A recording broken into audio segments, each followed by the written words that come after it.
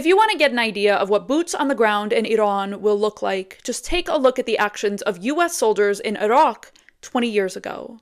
Over 1 million Iraqis dead and only dozens of convictions, not hundreds, dozens. One such conviction was the Mahmoudiyya rape and killings. The gang rape and murder of 14-year-old Iraqi girl Abir Qasim Hamza al-Janabi, and the murder of her family in March of 2006. Abir and her family lived roughly 200 yards away from a US checkpoint in the town of Yusufiyya, and she endured daily sexual harassment from US soldiers while passing that checkpoint.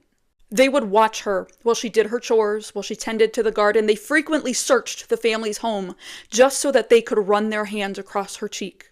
It terrified her, and it terrified her family. Her parents had arranged for her to stay out of the home, to stay with her uncle for her safety. And then one day, 5 US soldiers went to the family's home. They separated the residents. They sent Abir's parents and her sister in one room and sent Abir into another. 2 soldiers broke Abir's arms and proceeded to rape her, while a soldier in another room shot and killed both her parents and her little sister.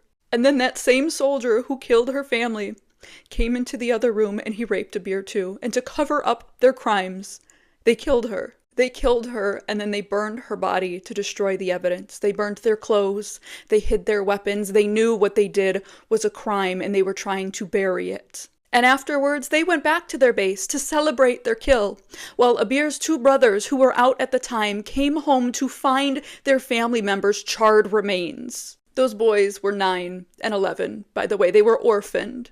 They tried to blame the murder on other Muslims, on insurgents, and it wasn't investigated for months. And the only reason it was investigated is because another soldier stepped forward. Those soldiers were investigated, they were sentenced to life in prison, but they remain some of the only convictions from war crimes in Iraq, and only because another soldier decided to do the right thing. This is what a US invasion looks like. This is what boots on the ground looks like, and it'll be catastrophic for the women of Iran.